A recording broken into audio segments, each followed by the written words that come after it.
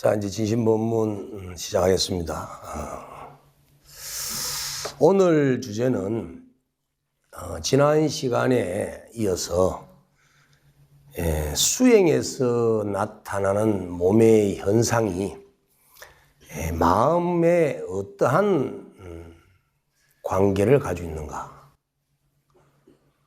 좀 어려울 수도 있겠는데, 원래 수행을 하면, 마음 닦는 수행을 하게 되면 몸에서는 반드시 현상이 일어나야 됩니다. 그렇기 때문에 몸에서 현상이 일어난다면 그것이 마음의 경계가, 마음의 밝기가 어느 정도 가고 있는가 하는 이 관계성에 대한 얘기를 할 거예요.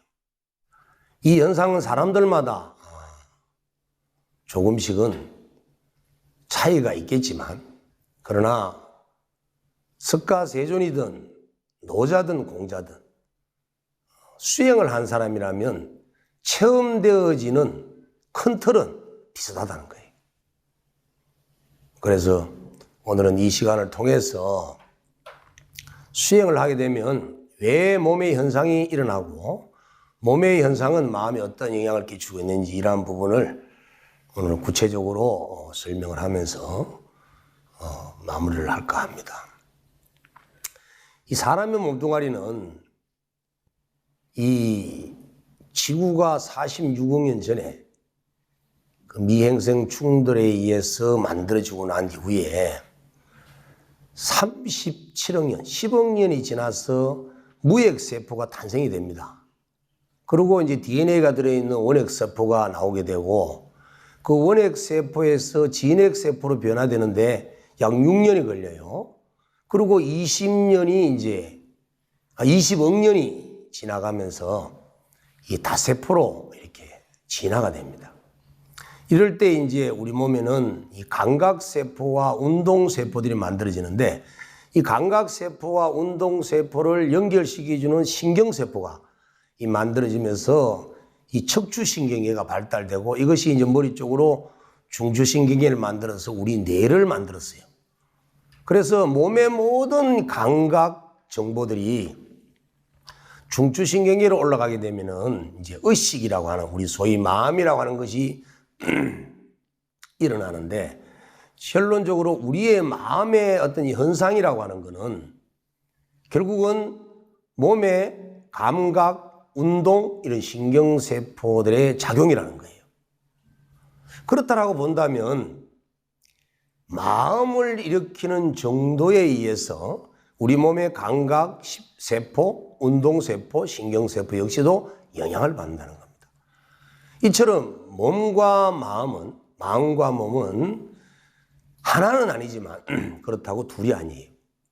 아주 밀접한 관계를 갖고 있고, 몸의 현상은 즉각적인 마음의 변화를 만들어냅니다. 작용을 만들어낸다는 거죠. 또 마음의 하나의 작용은 몸에 아주 즉각적으로 생리적 반응을 일으키게 됩니다. 그렇기 때문에 우리의 몸뚱아리는 마음의 영향을 받을 수밖에 없는 관계성에 있기 때문에 내 마음이 탐진치를 낼 때의 몸과 마음이 깨끗하고 밝을 때의 몸의 상태는 분명히 달라져야 된다는 거예요.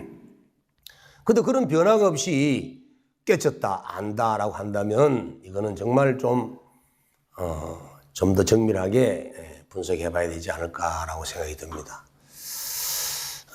또 우리의 이 의식이라고 하는 이 마음은 세포들의 표현이에요.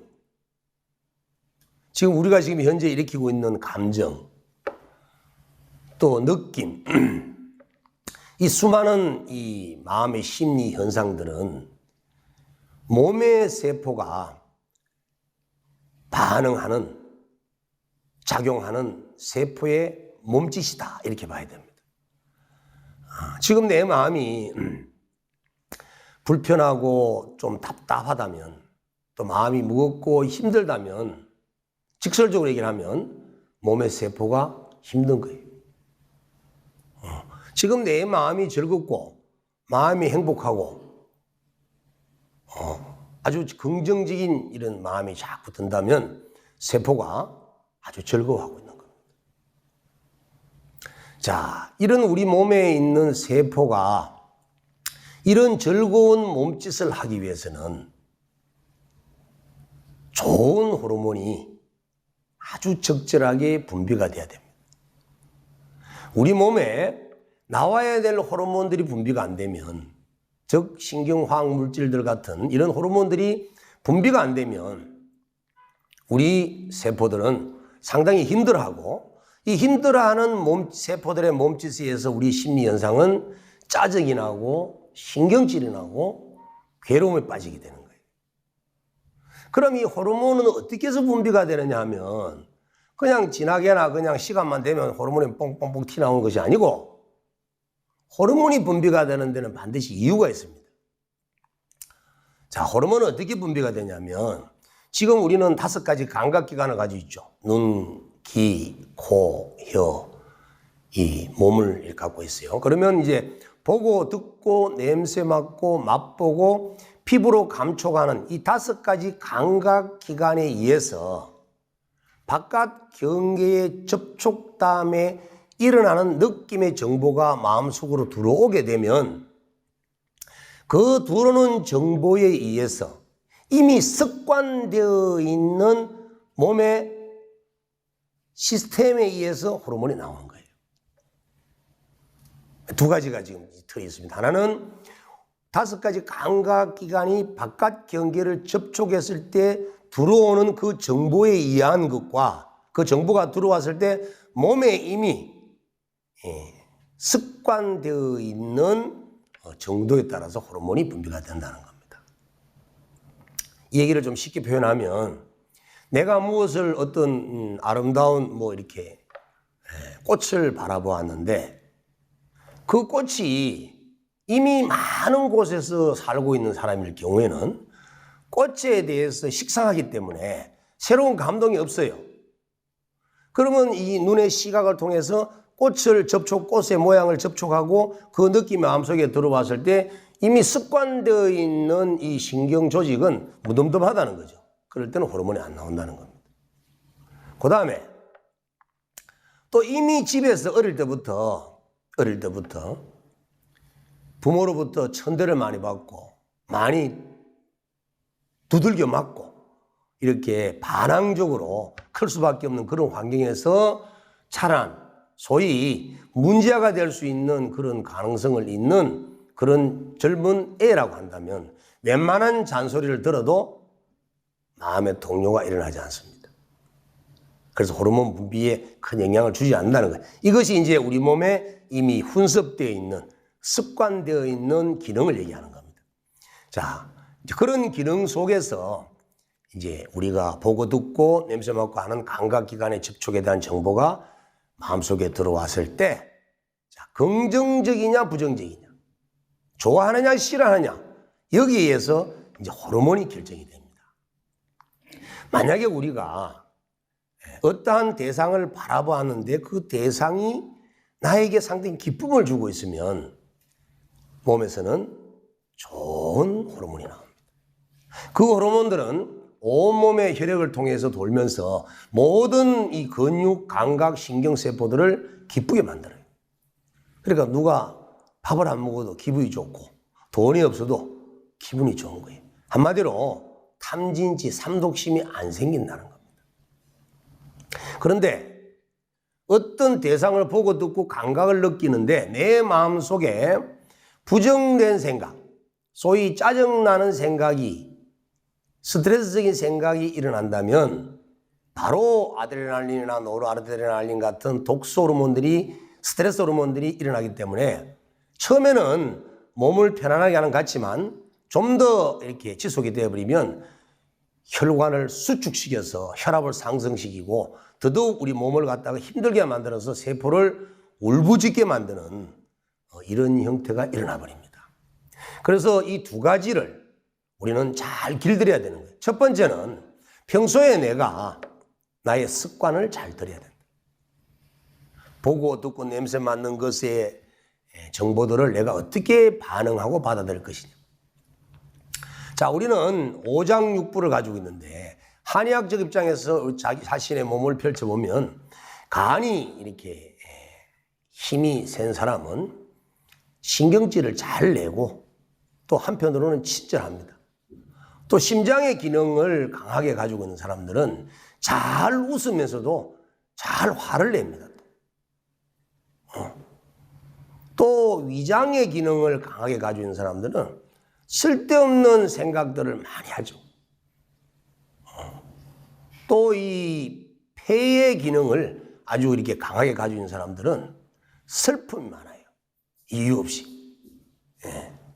그 다음에 이 콩팥 기능을, 방광이라고 하는 이 콩팥 기능을 강하게 가지고 있는 사람들은 공포와 두려움이 많습니다. 이게 대표적인 거예요. 그러니까 우리의 감정은 이미 정해져 있는 것이 아니고 내 성품이 아니고 나의 장기에 의해서 이미 감정이 일어난다는 거예요. 그래서 강한 장기는, 강한 기능과 힘을 갖고 태어난 사람은 그 장기를 마음대로 써버려요. 반대로 아주 기능이 약하고 힘이 적은 장기를 갖고 태어난 사람들은 그 장기를 스스로 몸이 조심스럽게 다루기 때문에 병이 걸려도 잔병밖에 안 걸려요. 그런데 장기의 힘이 강한 기능을 갖고 난 사람들은 그 기능을 많이 쓰기 때문에 걸렸다 하면 중병이에요. 어쨌든 이런 이제 장기의 기능에 의해서 우리의 성품, 감정이 나타나게 되는데 이 감정이 평소에 나의 습관이 된다는 거예요. 짜증 잘 내고, 잘 웃고, 잘 근심하고, 잘 슬퍼하고, 잘 두려워하는 이런 성품들이 일상생활 속에서 자기의 습관을 만들어버리고 또 어머니 뱃속에 잉태됐을 당시에 탯줄을 통해서 어머니의 감정을 전달받고 어머니의 감각을 전달받고 몸에 접촉을 느낄 수 있는 때가 오면 그때부터 태아는 계속 세포를 만들어가는 과정 속에서 이렇게 자기 몸을 형성시켜 나가고 또 이렇게 해서 10달 만에 태어나서 살아가면서 접촉하고 만나고 부딪히면서 받아들이는 모든 감각적인 정보들을 몸에 축적시키면서 기억시키면서 세포들을 형성해 나가고 있기 때문에 이래서 이미 이 세포는 상당한 업력을 가지고 있는 후천적 업력을 가지고 있는 그러한 세포가 형성이 되어버리는 거죠. 그리고 이제 불교에서 말하고 있는 윤회의 주체라고 할 수 있는 자아는 아니지만 그 아레아식이라고 하는 그 정보 속에는 이미 선천적 기억 정보들이 들어있는 상태이기 때문에 이미 60조개라고 하는 우리의 단일 DNA를 가지고 있는 이 세포들은 이미 선천적 업력과 후천적 경험 정보들이 축적되어진 상태에서 몸을 이루고 있기 때문에 이미 이 몸은 중생의 몸이라는 거예요. 중생의 몸이기 때문에 툭하면 짜증내고 툭하면 신경질 내고 툭하면 웃고 툭하면 근심걱정하고 툭하면 눈물 뚝뚝 흘리는 이런 습을 가지고 있으면서 근본적으로 나와 남을 분별하는 아주 이렇게 자의식이 강한 이런 입장에서 세간을 분별하고 또 그리고 선천적인 업력을 가지고 있는 존재이기 때문에 근본적으로 번뇌라는 것이 일어나고 또 지적인 장애가 일어나고 또 탐진치라고 하는 삼독심이 저절로 일어난다는 거예요. 자, 이런 이 근본적 탐진치와 번뇌망상과 지적인 장애가 일어나고 있는 이런 몸을 가지고 우리가 성불을 하기 위해서 경전을 읽고 연불을 하고 강경하고 지관수행을 하고 윗바사나를 하지만 그때뿐이라는 거예요. 공부가 안 된다는 거예요.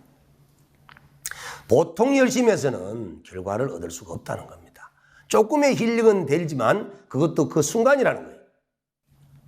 그래서 이제 작심을 하고 최소한의 100일 기도, 세포가 이리 바뀔 수 있는 시간이 100일이라는 숫자인데 이 100일이라는 숫자 동안에 그냥 그렇게 수행하는 것이 아니라 정말 지독히도 한번 열심히 자기 자신을 변화시키기 위해서 참여하고 정건하고 예경하고 독경하면서 자기 자신을 끊임없이 변화시키려 가는 노력을 할 때 그때 몸에서는 세포의 질적 변화가 일어나기 시작하는 겁니다.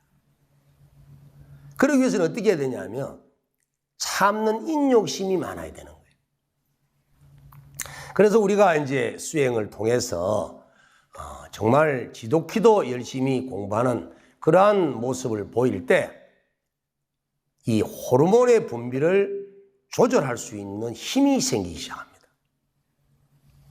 그러면 짜증나는 모습을 봐도 마음이 평온할 수 있는 마음의 여유를 가질 수만 있다면 몸에서는 위기 상황으로 보지 않기 때문에 스트레스 호르몬을 분비를 안 시키는 거예요. 또 비록 적은 돈을 갖고 살아가고 신랑이 작은 사랑만 해주어도 내 마음이 평온하고 만족해 할 수 있는 그런 소욕지족의 행복감을 느낄 수 있다면 내 몸속에서는 이미 세라토닌이라고 하는 호르몬들이 아주 왕성하게 분비가 되기 때문에 온몸의 세포들을 아주 행복하게 만들어 갈 수가 있다는 거예요. 그래서 이 기도 수행이라고 하는 것은 이와 같이 자기 몸과 마음의 관계성을 알지 못하고서는 자기 몸과 마음을 함께 조절하며 닦아나갈 수가 없어요. 앉아서 2시간, 3시간을 기도하고 참선하고 경 읽고 법당에서 열심히 하고 갔는데 집에 가서 신랑 말, 얼굴, 눈빛 하나 표정 때문에 바짝 긴장해버린다면 그냥 대든다면 3시간, 4시간 앉아서 기도하면 보람이 뭐가 있어요? 몸속에서는 계속 독소가 나오고 있는데. 그래서 진정한 수행을 한다면 몸의 세포의 질적 변화가 나타나야 된다. 이렇게 얘기를 하는 겁니다. 자, 우리 몸에는 모든 장기들마다 이렇게 호르몬들이 분비가 되지만 이 호르몬들이 잘 분비가 되려고 그러면은 첫 번째는 나의 습관을 잘 들여야 됩니다. 이 습관을 어떻게 들여야 되냐면 아주 긍정적인 습관을 들여야 돼요. 매 순간마다 자신은 넘치고 이 세상은 내 거야. 이 세상의 모든 사람들은 다 나의 자식들이야. 내가 이 사람들을 편하게 해줘야지. 자, 우리 환경에 치욕을 깨뜨리는 진은 옴가라지아 사바예요. 옴가라지아 사바. 묘법연화경에서의 지옥을 깨뜨리는 진은 뭔지 알아요?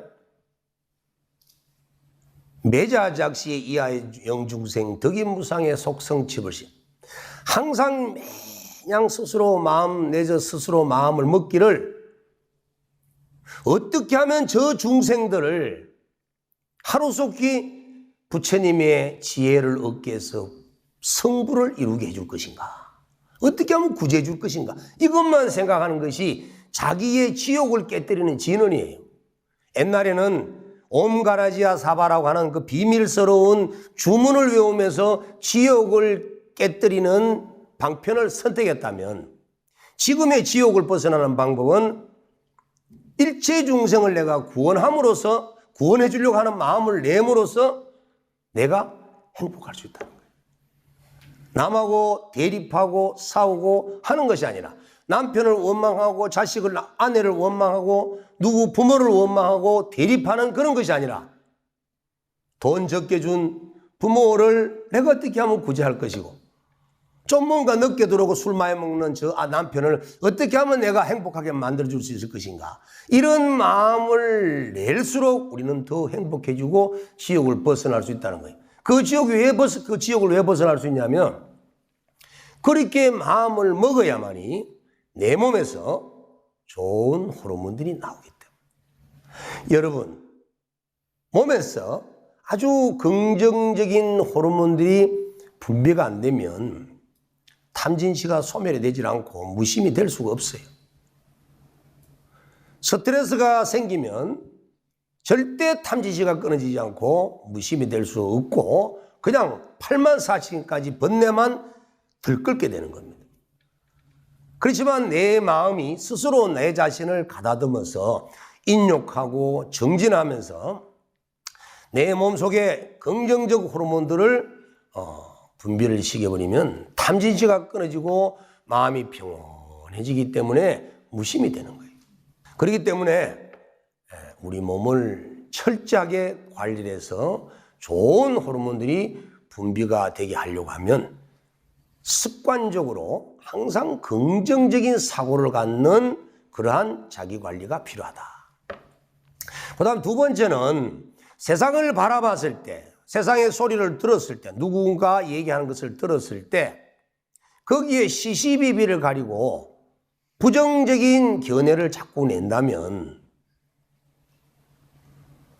또 몸속에 스트레스 호르몬을 발생시키는 역할을 해버립니다.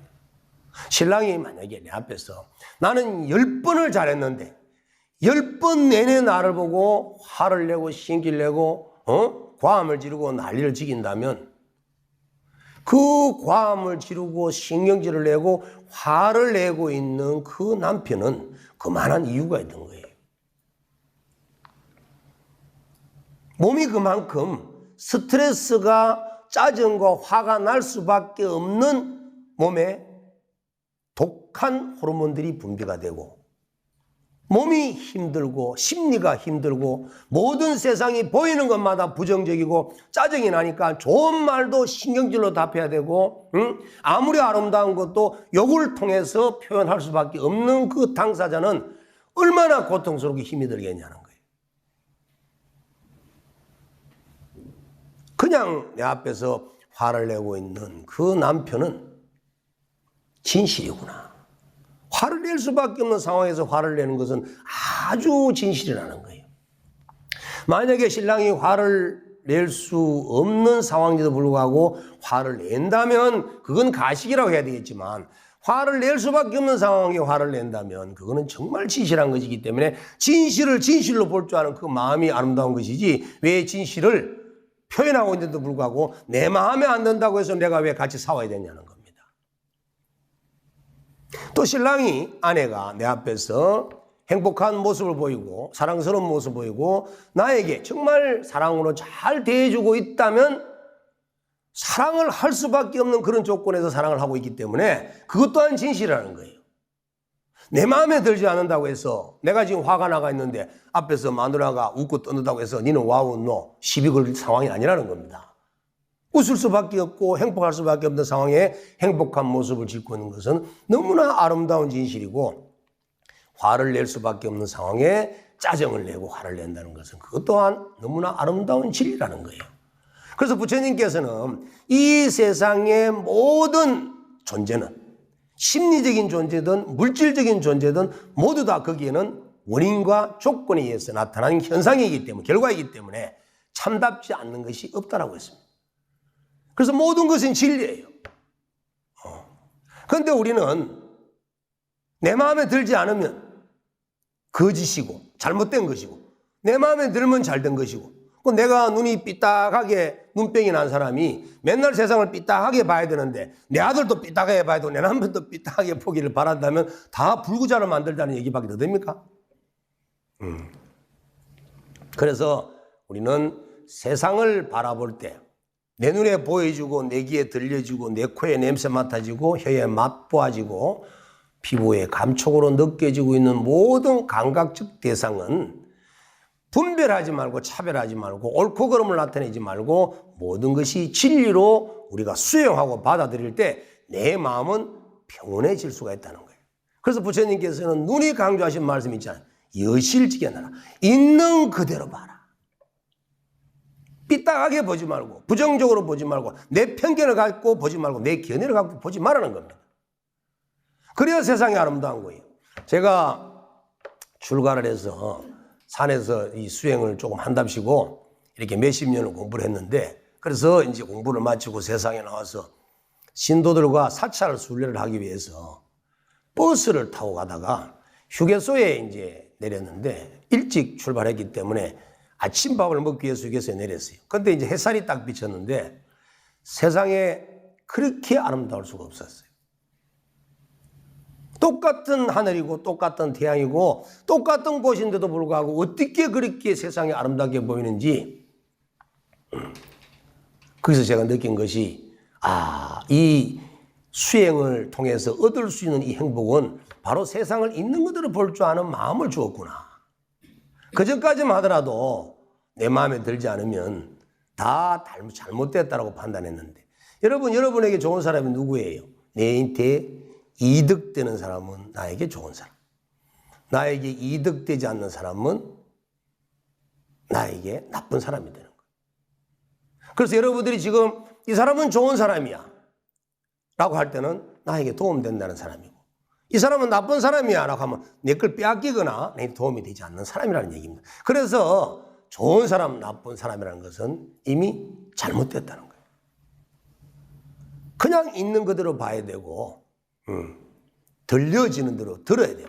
냄새 맡아지는 대로 냄새 맡고, 이렇게 감각을, 정보를 받아들일 때 내가 나와 남을 분별하지 않고 옳고 그름, 좋다 나쁘다를 분별하지 않고 있는 그대로 받아들이고 수용하게 되면 항상 긍정적 마인드가 이루어지기 때문에 내 몸에서는 좋은 행복한 호르몬이 나오게 된다는 겁니다. 이런 호르몬들이 이제 몸에서 분비가 되어 가지고 이 피를 타고 이렇게 모든 세포에게 전달되었을 때 세포들은 저절로 행복할 수밖에 없어요. 그래서 결론적으로 행복한 세포를 만들기 위해서는 행복한 호르몬을 분비시켜야 되고, 그 행복한 호르몬을 분비시키기 위해서는 좋은 습관을 들이고, 그리고 세상을 받아들일 때 긍정적으로 받아들여요. 자, 두 번째는 이 좋은 호르몬들을 분비하기 위해서는 어떻게 해야 하느냐 하면 호흡을 잘해야 됩니다. 호흡. 들이쉬고 내쉬는 이 호흡을. 이 호흡을 하는 이유는 모든 생명체가 살아가기 위해서, 특히 사람이 살아가기 위해서는 이 호흡을 떠나서 살 수가 없는데, 호흡을 하는 이유 첫 번째가 뭐냐 하면 내 폐 속에 들어있는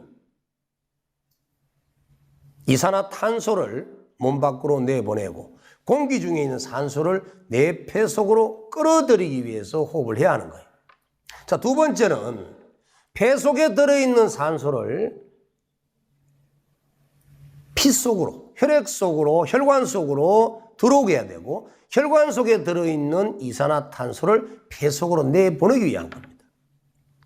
그 다음 세 번째는 혈관 속에 들어있는 산소를 조직에게, 세포에게 보내주고, 조직 세포에 있는 이산화탄소를 혈관 속으로 배출시키기 위해서 호흡을 해야 합니다. 또 그 다음에 조직 간에, 세포 간에 들어있는 이산화탄소를 독한 화학물질들을 몸 밖으로 피 속으로 내보내야 되고, 또 혈관 속에 들어있는 산소를 끌어들이기 위해서 호흡을 해야 합니다. 그래서 우리는 지금 호흡을 그냥 폐로만 가지고 들숨 날숨 하면 호흡이 되는 줄 알았는데, 스님 얘기를 들어보니까 이 4단계 호흡 과정이 있는 거예요. 바깥에 있는 공기를 폐 속으로 가져오는 것도 중요하지만, 이 가져온 산소를 혈관 속으로, 혈관에 있는 것을 세포 속으로, 세포 속에 있는 이 산소를 또 다른 세포, 더 깊은 세포에게 전달할 수 있는 이러한 과정과, 세포가 에너지를 변화시키고 난 뒤에 배출시켜 놓은 이산화탄소를 혈관 속으로, 폐 속으로, 또 몸 밖으로 내보내는 이런 과정의 호흡이 목적이 거기에 있기 때문에 호흡은 그냥 해서는 안 된다는 거예요. 잘해야 된다는 겁니다. 일반 건장한 사람들의 호흡의 수가 16회 내지 18회가 1분 동안 하는 호흡인데, 보통 수행을 하게 되면, 참선이나 이런 수행을 하게 되면 1분에 한 8번 정도, 6회 정도 이렇게 쉽니다. 병이 걸리면 걸릴수록 더 짧은 호흡을 해야 되고 1분당 호흡수가 많아지고, 또 몸 안에 있는 독소가 많아지면 독소가 많을수록, 또 산소량이 부족하면 부족할수록 우리는 가쁜 숨을 몰아쉬는 호흡을 해야 되는데, 이런 호흡을 할 때마다 우리는 앞가슴에 호흡 근육을 움직여야 되고, 등판에 여러 가지 신경 근육들을 움직여야 되기 때문에, 한마디로 상체 전체로 가지고 호흡을 해야 되기 때문에 엄청난 에너지가 소비가 되고, 이 엄청난 에너지가 소비가 되기 위해서는 많은 양의 산소와 이 포도당이 필요한데, 들어가는 산소량은 적기 때문에 계속 산소에 고갈증이 생겨서 더욱더 몸속에는 독소만 차는 형태가 되어버린다는 거예요. 그래서 호흡은 제대로 해야 된다. 그럼 어떻게 해야만 제대로 하는 호흡이냐? 호흡은 아기처럼 해야 되는 거예요. 아기의 이 폐는 음압 상태입니다. 음압이라고 하는 것은 대기의 압력보다 폐 속의 압력이 적다는 거예요. 그래서 저절로 공기가 폐 속으로 밀려 들어옵니다. 그런데 우리는 폐 속의 압이 대기의 압보다 더 크기 때문에 우리는 호흡을 강한 근육을 통해서 밖에 있는 공기를 빨아들여야 돼요.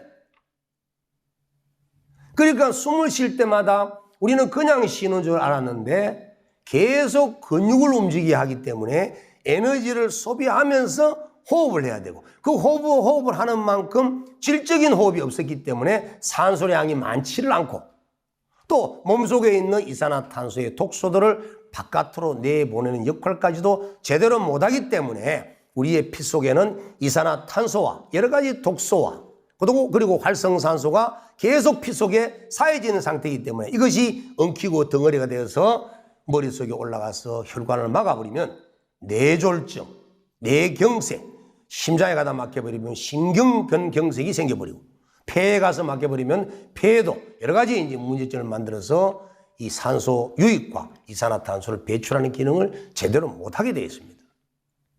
그래서 우리 몸을 아기의 몸 상태처럼 만들어야 되는데 아기는 어떤 상태냐면 돈을 보여줘도 웃지를 않고 칼을 들이대도 두려워하지 않아요. 세상에 대해서 분별을 하지 않는다는 겁니다. 항상 행복해하고 엄마 젖만 있으면 더 이상 바라는 게 없고 엄마의 향기만 있으면 더더욱 두려움을 느끼지 않는 그러한 행복한 상태이기 때문에 몸이 전혀 긴장하지 않아서 앞가슴이 또 이렇게 보급에 마냥 튀어나와 있어요. 그런데 성장하면서 이 근육을 잡아당겨서 이 앞가슴 근육이 딱 달라붙어가지고 이 납작하게 되는 겁니다. 그래서 우리는 이미 근육으로 앞가슴 이 갈비뼈를 변형을 시켜놔버리기 때문에 이 흉부 속에 들어있는 폐가 들어있는 공간이 적다는 거예요. 그래서 폐가 들어있는 공간이 적으니까 많은 양의 산소가 폐 속으로 들어갈 수가 없겠죠. 그러면 폐 속에 공기가 많이 들어가게 하기 위해서는 폐의 공간을 늘려야 한다. 그래서 베개를 이 등줄기 갈비뼈 뒤쪽에 받쳐서 이 가슴을 이완을 시키고 그 다음에 허리 좀 뒤쪽에다가 베개를 받쳐서 배꼽이 있는 털을 이완을 시켜서 이 앞가슴 쪽의 근육들이 완전한 이완이 되어서 좀 늘어날 수 있도록 이렇게 만들어버리면 이 폐가 들어있는 공간이 넓어짐으로써 산소의 유입량이 많아지고 또 산소의 유입량을 들어갈 수 있는 근육들이 이완이 된 상태이기 때문에 압박을 덜 받기 때문에 이 음압에 가까운 상태가 되어서 저절로 많은 산소량이 유입된다는 거예요. 그렇게 되지 않고는 여러분이 좋은 호르몬을 분비할 수가 없다는 겁니다. 그래서 좋은 호흡을 해야만 반드시 좋은 호르몬을 많이 분비시킨다. 그 다음 세 번째는 또 어떻게 해야만이 좋은 호르몬들을 분비를 시키느냐 하면은 인맥과 동맥이라고 하는 우리 한의학에서 얘기하고 있는 이 코 이렇게 입술 밑에 아래쪽 여기서부터 해서 회음열까지 이어지는 인맥과 그 다음에 이 미려혈에서부터 여기 인중까지 몸 뒤쪽을 돌아서 한 바퀴 내려오는 이 동맥이 인맥 동맥이라고 하는 이 양맥이 뚫려서 에너지가 순환하는 통로가 만들어지면 좋은 호르몬들이 많이 분비가 됩니다. 자, 이제 정리를 하면 수행을 하게 되면 반드시 경전을 독경하든 연부를 하든 주력을 하든 참선을 하든 반드시 번뇌망상을 거쳐야 되고 분별을 시켜야 되고 모든 탐진치로부터 해방이 되어 나가야 되기 때문에 우리 몸은 저절로 이완이 될 수밖에 없고 이완이 된다면 이 모든 이 혈관 수축이 적어지고 모든 공간이 수축되는 것이 멈추기 때문에 모든 몸속의 신진대사가 아주 원만한 상태로 이루어지게 되고, 그런 상태에서 좋은 호르몬들이 몸 안에서 적절하게 분비가 되기 때문에 몸 상태가 아주 편안해지고, 그 편안한 세포의 웃음소리가 우리 심리현상으로 행복이라고 하는 마음 상태로 나타나는 거예요. 자, 고요하고 마음이 편안하고 탐진치가 없고 무념무상의 마음 상태의 행복감을 쫙 느낄 때 이 사마타 윗바사나라고 하는 이 치관이 올곧게 딱 조화를 이루기 때문에 내 마음의 눈, 소위 심안이라고 하는 새로운 눈이 열리게 됩니다. 이 심안이 열려서 딱 공적 영지의 상태, 일체의 변화와 상이 없는 신령스러운 암만 있는 그런 심안의 상태에서 바깥으로 향하는 마음을 되돌려서 내 몸과 마음을 고요히 들여다보면 몸속에 있는 세포들은 더욱더 기쁨을 노래하고 호르몬들이 더욱더 많이 분비가 되어서 먹지 않아도, 돈이 없어도, 어떠한 환경 속에서도 최고의 행복을 느끼는 그러한 성자가 되어나가는 거예요. 자, 이렇게 해서 우리 몸속에 있는 60조 개의 세포가 좋은 호르몬의 분비에 의한 조화로운 상태에서 심리 현상이 탐진치가 끊어지고 번뇌망상이 쉬고 무념무상의 상태에서 더욱더 조화를 이루어서 그 좋아진 마음의 심리 상태로 또 몸을 관조하니 몸은 더 행복한 또 호르몬이 이렇게 적절하게 분비가 되고, 이렇게 몸과 마음의 관계 속에서 계속 조화가 이루어지면서 우리 몸은 선천적 후천적 중생의 몸에서 세포가 변화를 일으키면서 성자의 몸으로 바뀌기 시작하는 거예요. 이걸 도가의 도교에서는 황골탈퇴라고 합니다. 세포만 바뀌는 것이 아니라 뼛속에 있는 골수도 바뀌고 사지백절 100개의 뼈마디 마디마다 다 바뀌어서 사람의 모습이 바뀌는 거예요. 이렇게 해서 공부를 한 사람은 저 사람은 공부를 해서 맞네 하고 알 수 있듯이 몸과 뼈마디가 세포가 다 바뀌어야 됩니다. 왜? 중생의 몸에서는 탐진치가 끊을 수가 없고 성자의 몸으로 변화되었을 때만이 자비심이 나오고 지혜가 나오고 너와 나가 둘이 아니라고 하는, 우리는 모두가 하나라고 하는 이런 넉넉한 마음이 나오기 때문에 누구에게도 기쁨을 줄 수 있는 사람이 될 수 있다는 거예요.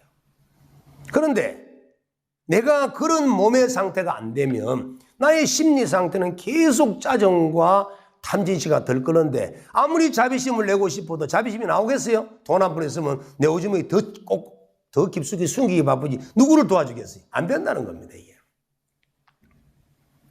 자, 그래서 이 불교 수행이라고 하는 것은 어떤 수행을 하든 간에 마음을 닦는 공부를 진정으로 하게 된다면 몸의 세포의 변화가 일어나서 중생의 몸에서 성자의 몸으로 변화되는 일이 반드시 일어나게 되는데, 이때 일어나는 현상이 있다는 거예요.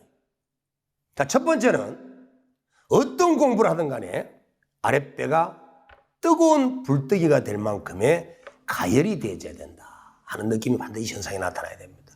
그 다음 두 번째는 꼬리뼈에서부터 이 목 뒤축 경축까지 올라가는 척추관 속에 마치 쇳덩어리를 벌겋게 달고 가지고 이것을 뚫고 들어가는 그러한 뜨거움의 열기를 완전 적나라하게 체험을 해야 합니다. 그리고 머리를 만져보면은 얼음장같이 차가운 느낌이 와야 되고, 아래쪽에 무릎과 다리 쪽에는 뜨거운 불덩이처럼 이런 수성 하강의 이런 몸의 상태의 조화가 반드시 나타나야 돼요.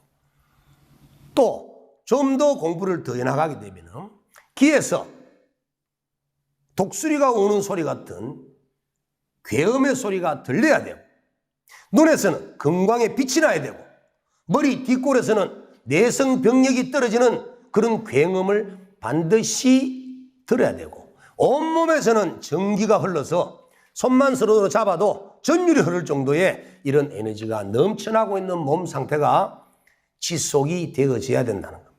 이런 상태가 안 되면 세포의 변이가 일어나지 않습니다. 자, 자기 몸에 질병을 만드는 그 이유는 호흡을 잘못한 것이고 마음을 잘못 쓴 것이고 내 마음에 적절한 호르몬의 분비를 제대로 하지 못했기 때문에 그런 것이다. 그러나 우리가 어떠한 몸의 상태가 돼 있고 질병이 있다 하더라도 지금 이 순간이라도 마음을 쉬고 번뇌망상을 쉬고 기도를 통해서 깊은 호흡을 통해서 모든 망상을 놓아버리고 만족할 수 있는 그런 긍정적인 마인드를 가져버리면 이 몸은 36억 년의 세포의 생명력을 갖고 있기 때문에 언제든지 몸을 변이를 일으켜서 건강한 몸으로 바꿀 수가 있다는 겁니다. 아시겠어요? 자, 그러면 이제 결론을 제가 내리겠습니다. 자, 이러한 중생의 몸을 성자의 몸으로 변화시키고 탐진치와 108번뇌가 가득한 중생의 마음을 부처의 마음으로 변화시키기 위해서는 어떻게 해야 되느냐? 첫 번째, 긍정적 마인드를 가지고. 두 번째, 세상을 있는 그대로 받아들이고 수용하고 소욕지족, 적게 바라고 만족을 크게 하고 그리고 깊고 고르고 균등하고 조화로운 호흡을 해나가면서 마음을 어떤 생각이라도 일어나면 일어난 생각을 알아차리면 생각은 사라져버립니다. 이렇게 해서 무념의 실천을 통해서 자기의 몸과 마음을 관리를 해나간다면 반드시 몸에서는 행복한 호르몬들이 분비가 되는 그러한 현상이 몸에서 일어날 것이고 그 몸에 좋은 호르몬이 분비가 되고 나면 나의 심리 현상은 왠지 기분이 좋고 인상이 펴지고 날마다 좋은 날이 되는 거예요. 그래서 우리가 모든 불자가 이 BTN을 시청하시는 모든 불자님들께서 정말 부처님의 깨달음의 세계로 나아가려고 한다면 오늘의 인법문을 잘 새겨서 세상을 있는 그대로 보고 내 마음을 잘 습관들이고 매사를 긍정적으로 바라보면서 자기 마음 관리를 잘 해나가는 그러한 무념의 실천을 하신다면 반드시 뭐잖아 성자의 몸으로 바꾸어서 성불이 이루어지리라 확신합니다. 감사합니다. 이것으로 본문 마치도록 하겠습니다.